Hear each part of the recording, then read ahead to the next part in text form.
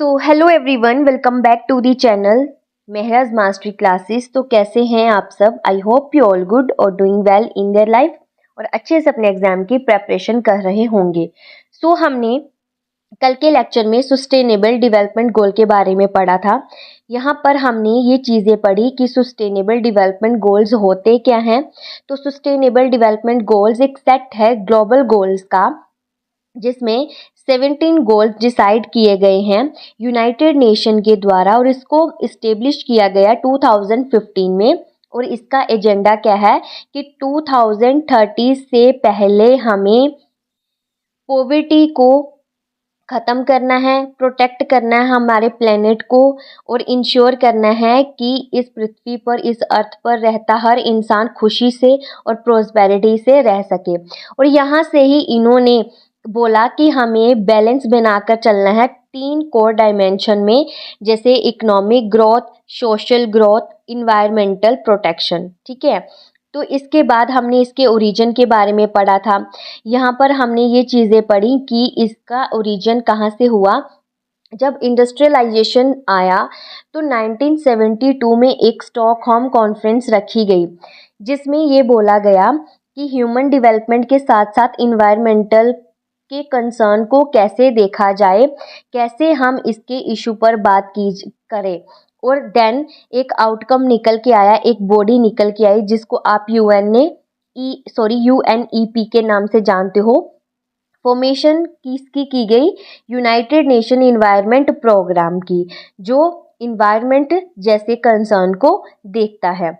उसके बाद एक ब्रुटलैंड रिपोर्ट पब्लिश की गई 1987 में, जिसका थीम था आवर कॉमन फ्यूचर। और इसमें ये हाईलाइट किया गया कि हमने कैसे एक कनेक्शन बना के रखना है इन्वायरमेंटल प्रोटेक्शन में, इकोनॉमिक ग्रोथ में और सोशल इक्विटी में। ओके, इसके बाद हमने देखा था कि 2000 में, इससे पहले मैंने आपको एक चीज़ और बताई थी, 1992 में अर्थ समिट हुई थी। ओके, फिर इसके बाद 2000 में मिलेनियम गोल्स को इस्टेब्लिश किया गया था, मिलेनियम डेवलपमेंट गोल को। ओके, इसमें कितने टोटल गोल थे? 8 गोल्स थे। ओके, और इसमें 189 के करीब कंट्रीज़ ने पार्टिसिपेट किया था। और इसका टारगेट क्या था? 2015 से पहले हमने जो चेंजेस लाने हैं। 189 कंट्रीज़ ने इसमें पार्टिसिपेट किया था, 2000 में इस्टेब्लिश किया गया था। 2015 से पहले डेवलपमेंट गोल्स को अचीव करना था। इसमें फोकस किस पर किया गया? पॉवर्टी को रिड्यूस करना है, हंगर ख़त्म करनी है, डिसीजेस को ख़त्म करना है, लिटरेसी को ख़त्म करना है, इन्वायरमेंट डिग्रेडेशन पर ध्यान देना है और इनइक्वालिटी को देखना है। बट क्या हुआ? इसमें अचीवमेंट के साथ साथ कुछ लिमिटेशन भी थी, जो ये सक्सेसफुल नहीं हो पाया। और वो अचीवमेंट क्या थी कि इसने पॉवर्टी तो ख़त्म करना एक सिग्निफिकेंट रहा है कि प्रोग्रेस की इसने पॉवर्टी ख़त्म करने के लिए, इम्प्रूव की access to clean water, school enrolment increase हुए। बट इसका नैरो फोकस रहा है डेवलपिंग कंट्री के ऊपर। ठीक है, इग्नोर किया इन्होंने इनइक्वालिटी जैसे इशू को, क्लाइमेट चेंज जैसे इशू को, सस्टेनेबल इंडस्ट्रियलाइजेशन को। और इसके जो कुछ गोल्स थे वो लेस इंक्लूसिव थे, इसकी वजह से चल नहीं पाया। और उसके बाद फिर एक मीटिंग होती है रियो डी जनेरियो में, ब्राज़ील में। यहाँ पर इन्होंने इस गोल के आगे भी एक गोल एजेंडा सेट किया कि ये गोल जो सफिशिएंट नहीं है पीस और जो प्रोस्पेरिटी लाने में, कि वर्ल्ड में चेंजेस लाने में। तो न्यू सेट ऑफ गोल्स को इस्टेब्लिश किया गया, जिसको आप सस्टेनेबल डेवलपमेंट गोल के नाम से जानते हो। तो यहाँ से ही हमारा टॉपिक स्टार्ट होगा, हमारा आज का topic, which is the 17 sustainable development goals. तो चलिए एक एक करके देख लेते हैं कि यूनाइटेड नेशन ने कौन कौन सी चीज़ें 17 सस्टेनेबल डेवलपमेंट गोल्स में ऐड ऑन की हैं। सबसे पहले गोल है नो पॉवर्टी, गरीबी। हमने क्या करना है? गरीबी को ख़त्म करना है। ओके, एंड करनी है पॉवर्टी हर फॉर्म में, हर फॉर्म में, हर जगह से इराडिक्ट करनी है एक्सट्रीम पॉवर्टी, जहाँ पर बहुत ज़्यादा गरीबी पाई जाती है उसको कम करना है, ठीक है।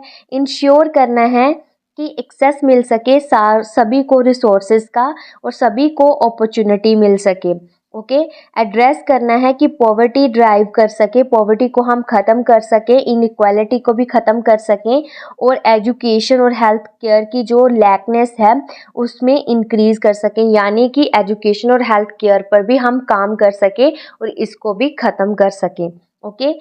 जैसे इंडिया में प्रधानमंत्री जन धन योजना जैसा इनिशिएटिव को स्कीम को इम्प्लीमेंट किया गया, जिसमें सबको बैंकिंग की एक्सेस प्रोवाइड करवाई गई।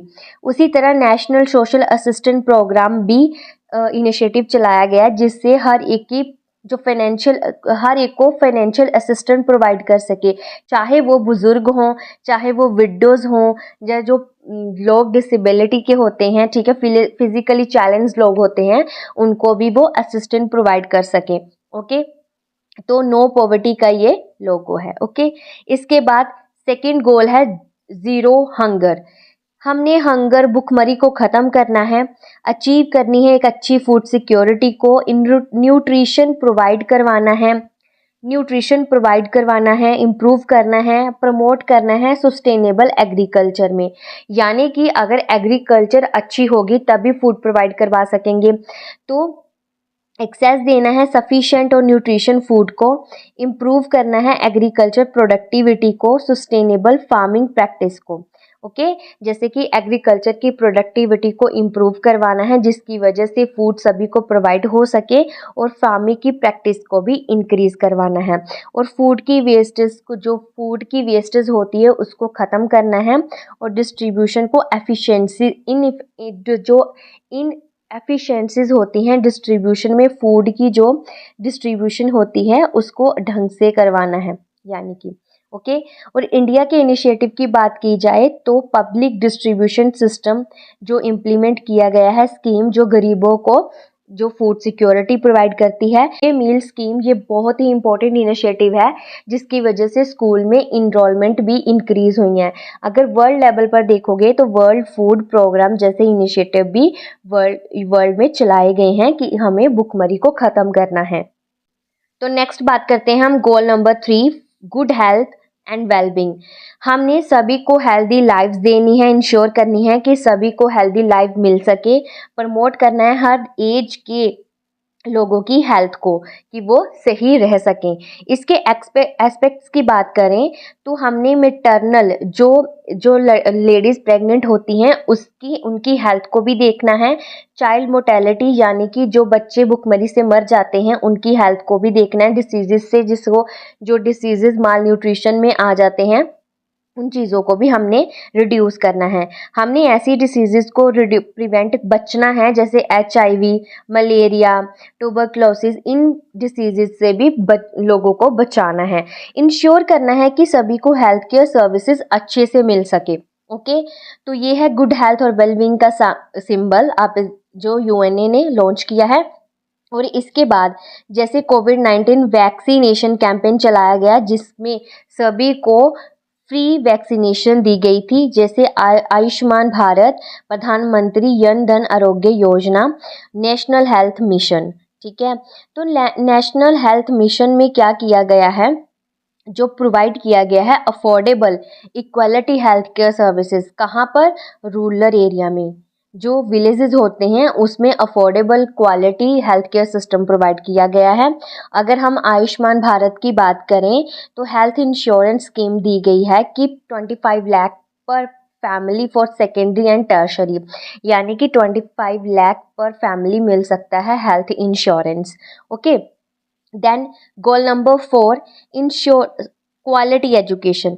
इंश्योर करना है कि सभी को क्वालिटी एजुकेशन मिल सके, प्रमोट कर सके हम लाइफ लॉन्ग लर्निंग अपॉर्चुनिटी सबके लिए, मीन कि सबको क्वालिटी एजुकेशन प्रोवाइड करनी है। इंश्योर करना है कि एजुकेशन जो है स्पेशली मार्जिनलाइज्ड ग्रुप तक भी पहुंच सके, ठीक है। एक तो होते हैं ना गरीब, एक होते हैं जो उससे भी पॉवर्टी लाइन से भी नीचे होते हैं, जिनके बच्चे स्कूल में नहीं जाते, हमने उनको भी एजुकेशन प्रोवाइड करवानी है। एजुकेशन की क्वालिटी को इंक्रीज करवाना है और इंफ्रास्ट्रक्चर भी तैयार करना है। यहाँ जैसे स्कूल हो गए, कॉलेजेस हो गए, ऐसे इंफ्रास्ट्रक्चर को भी हमने तैयार करवाना है। प्रमोट करना है टेक्निकल के साथ साथ वोकेशनल एजुकेशन में, ठीक है। टेक्निकल मीन उनको स्किल्स भी सिखानी है, ओके। और अगर वर्ल्ड लेवल पर देखा जाए तो एजुकेशन प्रोग्राम कौन सा चलाया गया है? World United nation international children emergency fund, इसके द्वारा एजुकेशन के लिए प्रोग्राम चलाया गया है। अगर हम अपने इंडिया के कॉन्टेक्स्ट में बात करें, सर्व शिक्षा अभियान, राष्ट्रीय माध्यमिक शिक्षा अभियान, अटल टिंकरिंग लैब, ठीक है। ये सारी जो इनिशिएटिव है वो इंडिया के द्वारा चलाए गए हैं। उसके बाद हम बात करते हैं गोल नंबर 5, जेंडर इक्वालिटी। तो जेंडर इक्वालिटी का गोल क्या है?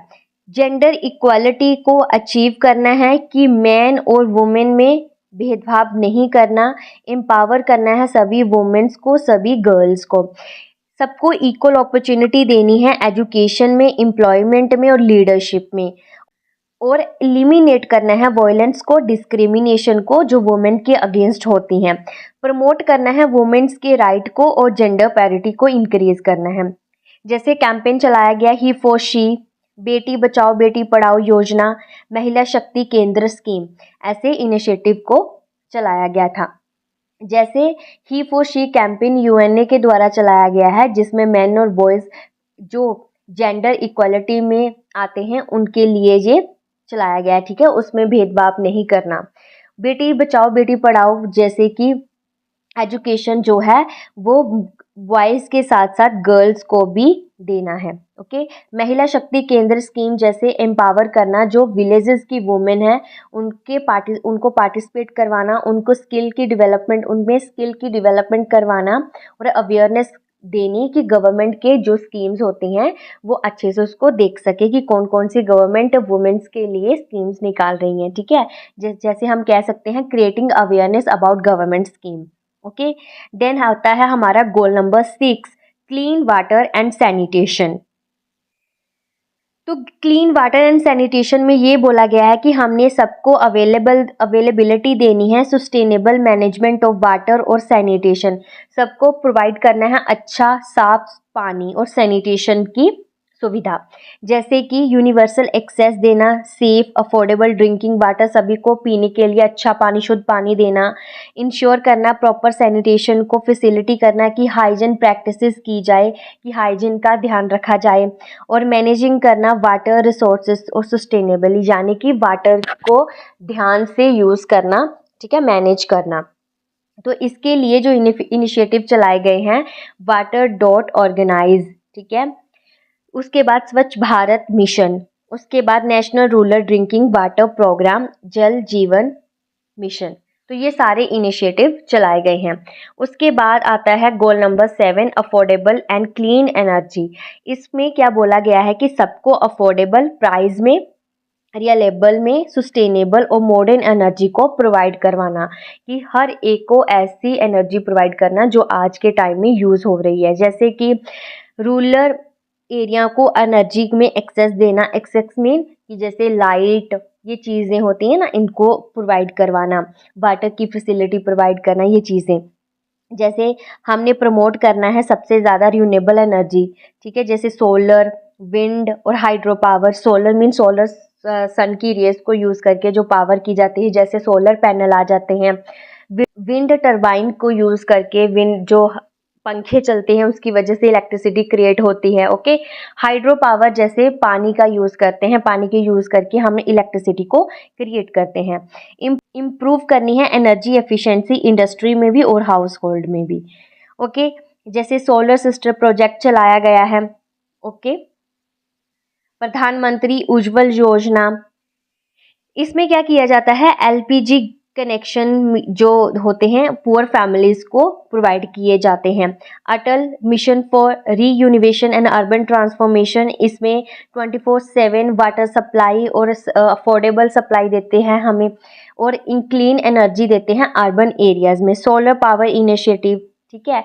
तो ये सारे क्या हैं, इनिशिएटिव चलाए गए हैं affordable and clean energy provide करवाने के लिए।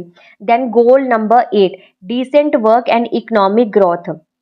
अभी क्या बोलते हैं कि हमने सभी को इकोनॉमिक ग्रोथ के लिए सबको इक्वल अपॉर्चुनिटी देनी है, इक्वल एम्प्लॉयमेंट देना है, डिसेंट वर्क देना है, ठीक है, जो मान सम्मान वाला वर्क होता है वो प्रोवाइड करवाना है, और सभी को प्रमोट करना है कि इकोनॉमिक ग्रोथ कर सके और उसमें सबका बेनिफिट हो, और इंश्योर करना safe and fair working condition को, कि उनकी जो कंडीशन हो वो सेफ और फेयर हो, और जो यूथ की अनएम्प्लॉयमेंट है ना उसको ख़त्म करना है, इंक्रीज करना है डिसेंट जॉब को। जैसे इसमें आप देख सकते हो प्रधानमंत्री मुद्रा योजना, skill India mission, make in India, fair trade initiative, तो ये सारे इनिशिएटिव इंडिया के द्वारा चलाए गए हैं, किसके लिए, कि डिसेंट वर्क प्रोवाइड कर सकें और इकोनॉमिक ग्रोथ हो सके। और गोल नंबर 9 की बात करें तो इंडस्ट्री इनोवेशन एंड इंफ्रास्ट्रक्चर, यानी कि हमने एक रिजिलियंट इंफ्रास्ट्रक्चर बनाना है और इंक्लूसिव बनाना है, प्रमोट करना है, और सस्टेनेबल इंडस्ट्रियलाइजेशन बनाना है जिससे फास्टर इनोवेशन हो सके। सीधा सीधा इसका मतलब ये है कि हमें ऐसे सस्टेनेबल इंफ्रास्ट्रक्चर में इन्वेस्ट करना है जिसकी वजह से एनकरेज करें हम इनोवेशन में, जो टेक्नोलॉजी है वो बढ़ सके, एग्रीकल्चर में चेंज आ सके, मैन्युफैक्चरिंग जो है बढ़ सके, एग्रीकल्चर की प्रैक्टिसेस में चेंज आ सके, और रिड्यूस कर सके हम इसके साथ साथ ही इंडस्ट्रियलाइजेशन के जो इन्वायरमेंट के ऊपर इम्पैक्ट पड़ रहे हैं। तो यहाँ से Tesla, digital India, startup India, तो ऐसे इनिशिएटिव भी चलाए गए हैं जिसकी वजह से हम इंडस्ट्री इनोवेशन और इंफ्रास्ट्रक्चर को अब गोल को पूरा कर सके। Then move to next goal number 10, reduce inequality. अभी आपने अगर मेरा लेक्चर देखा होगा ना कि स्टेट ऑफ इनइक्वालिटी क्या होती है, तो यहाँ पर यह बोला गया है कि इनइक्वालिटी क्या होती है, तो मैंने आपको ना वहाँ पर अच्छे से इनइक्वालिटी समझा रखी है, जो आपका हिंदू एडिटोरियल में आता है ना आर्टिकल, तो वहाँ आप देखोगे तो इनइक्वालिटी का मतलब होता है कि रिच और पुअर्स में जो गैप होता है ना उसको रिड्यूस करना है। तो inequality with in the among countries, ठीक है, अपने जो देश में भी जो हो इनइक्वालिटी बढ़ रही है उसको रिड्यूस करना है, जैसे देशों के बीच भी इसको क्या करना है, कम करना है। तो हमने रिड्यूस करना है इनकम इनइक्वालिटी को, इंश्योर करना है कि सभी को अपॉर्चुनिटी मिल सके, और प्रमोट करना है सोशल पॉलिटिकल इकोनॉमिक इंक्लूजन को, और फोस्टरिंग ग्लोबल कॉपरेशन की ग्लोबली कॉपरेट करके डिस्पैरिटीज को ख़त्म करना है नेशन के बीच में। और अगर इसके हम एग्जाम्पल की बात करें, ग्लोबल फंड, प्रधानमंत्री जन धन योजना, नेशनल सोशल असिस्टेंट प्रोग्राम, ये सारे इनिशिएटिव जो हैं चलाए गए हैं। Then goal number 11, sustainable cities and communities. तो यहाँ पर गोल की बात की गई है कि हमें ऐसी सिटीज़ को बनाना है और ह्यूमन सेटलमेंट को सेफ बनाना है, रिजिलियंट बनाना है और सस्टेनेबल बनाना है, यानी कि हमें सभी को अफोर्डेबल हाउसिंग देनी है, अर्बन प्लानिंग सस्टेनेबल हो ऐसी प्लानिंग करनी है, रिड्यूस करना है अर्बन पोल्यूशन को, और वेस्ट को मैनेज करना है, जो अर्बन पोल्यूशन से वेस्ट आता है उसको कैसे मैनेज करना है, इंश्योर करना है ट्रांसपोर्टेशन को, कि ट्रांसपोर्टेशन जो है वो सबके लिए सेफ हो और सब उस पर ट्रैवल कर सकें, पब्लिक सर्विसेज अच्छे से दी जा सके। देन इसके एग्जाम्पल में आप देख सकते हो कोपेनहेगन, आप इसको प्रोनाउंस करना चाहो, इसको मैं आपको मेन समझा देती हूँ कि यानी कि हमने कार्बन न्यूट्रल बनाना है, यानी कि हमने सिटी को कार्बन न्यूट्रल बनाना है 2025 से पहले। कोपेनहेगन, ठीक है, आप इसको जैसे प्रोनाउंस कर सको। स्मार्ट सिटी मिशंस, प्रधानमंत्री आवास योजना। इसके बाद goal number 12, responsible consumption and production, हमने सस्टेनेबल कंजम्पशन बनानी है, इंश्योर करना है कि कंजम्पशन जो है वो सस्टेनेबल ढंग से हो और प्रोडक्शन पैटर्न जो है वो सही से चले। जैसे कि हमने वेस्ट को ख़त्म करना है, रिसोर्स की एफिशिएंसी को बढ़ाना है, इनकरेज करना है हमने सस्टेनेबल एग्रीकल्चर प्रैक्टिसेस को और एथिकल कंजम्पशन को हमने एनकरेज करना है, और सपोर्ट करना है सर्कुलर इकोनॉमी मॉडल को। अगर इसकी एग्जांपल आप बोलोगे तो इसमें क्या है, Swachh Bharat mission, national clean energy fund और SSAI food safety standard authority of India, Patagonia sustainability efforts. तो ये सारी इसकी एग्जाम्पल है रिस्पॉन्सिबल कंजम्पशन एंड प्रोडक्शन की। देन इसके बाद आता है आपका गोल नंबर 13, क्लाइमेट एक्शन। तो गोल 13 में बोला गया है कि एक ऐसा एक्शन लेना है जो क्लाइमेट चेंज के ऊपर बात कर सके और इसके इम्पैक्ट पर भी बात की जा सके। ओके, मिटिगेट करना है हमने ग्रीन हाउस गैस को, यानी कि ग्रीन हाउस गैस को कैसे टैकल करना है हमने। अडेप्ट करना है इम्पैक्ट ऑफ क्लाइमेट चेंज को, और मोबिलाइजिंग करनी है हम फाइनेंशियल रिसोर्सेज को, कैसे हम फाइनेंशियल फंड को यूज़ कर सकते हैं क्लाइमेट एक्शन के लिए। ओके, तो जैसे पेरिस एग्रीमेंट हो गया, performs achieve and trade, national action plan on climate change, foster adoption manufacturing of hybrid and electric vehicle, ये सारे इनिशिएटिव जो हैं वो क्लाइमेट चेंज के लिए, क्लाइमेट एक्शन के लिए गए हैं। उसके बाद goal number 14, life below water. अब लैंड पर तो लाइफ रहती है और जो पानी के नीचे है वहाँ भी लाइफ है, तो उसको कैसे सेव करना है, उसको कैसे कंजर्व करके रखना है, उस कैसे हमने उसका यूज़ करना है, ओशन का, सी का, मेराइन रिसोर्सेज का। ठीक है, तो इस पर भी ध्यान देना है। प्रोटेक्ट करना है मेराइन डाइवर्सिटी, बायोडाइवर्सिटी को, इकोसिस्टम को। रिड्यूस करना है ओशन पोल्यूशन को, पर्टिकुलरली प्लास्टिक वेस्ट को। प्रमोट करना है सस्टेनेबल फिशरी को। ओके, तो अगर इसकी एग्जांपल की बात करोगे तो ocean clean up project, national plan for conservative aquatic system, ecosystem, marine national park sanctuary. तो ये सारे इनिशिएटिव लिए गए हैं लाइफ बिलो वाटर के लिए। Then goal number 15, life on land. जो लैंड पर लाइफ है उससे हमने कैसे डील करना है, तो हमने प्रोटेक्ट करना है, रिस्टोर करना है और प्रमोट करना है sustainable use of terrestrial ecosystem को। और हमने यहाँ पर इसका कहने का मतलब ये है कि हमने फॉरेस्ट, वाइल्ड लाइफ, बायोडाइवर्सिटी को प्रोटेक्ट करना है, रिस्टोर करना है लैंड को, कि लैंड जो है वो बर्बाद ना हो, डिफोरेस्टेशन यानी कि फॉरेस्ट की कटिंग ना हो। कॉम्बैक्ट करें हम डिजर्टिफिकेशन, जैसे कि जो सोखा पड़ जाता है उससे हमने कैसे लड़ना है, प्रमोट करना है हमने सस्टेनेबल लैंड यूज़ को। और इस पर जो इनिशिएटिव चलाए गए हैं, reforestation project, national afforestation program, wild life protection act, green India mission. Then goal number 16, peace, justice and strong institution.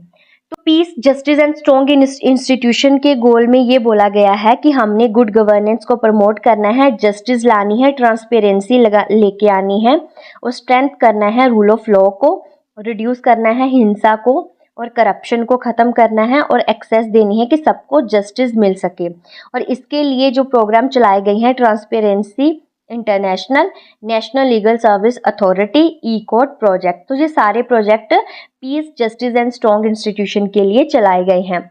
Then goal number 17, which is the partnership for the goals. Okay, तो इसमें ये बोला गया है कि हम कैसे fund को यूज़ करके सस्टेनेबल डेवलपमेंट के लिए यूज़ कर सकते हैं, हम कैसे इंटरनेशनली कोऑपरेट कर सके, पार्टनरशिप कर सके कि हम इन गोल्स को अचीव कर सकें, हमने कैसे नॉलेज को शेयर करना है, कैसे एक्सपर्टाइज करना और कैसे टेक्नोलॉजी का यूज़ करके हमने इन सब गोल को क्या करना है, इम्प्लीमेंट करना है। तो यहाँ से ये बात आती है strengthening the mean of implementation.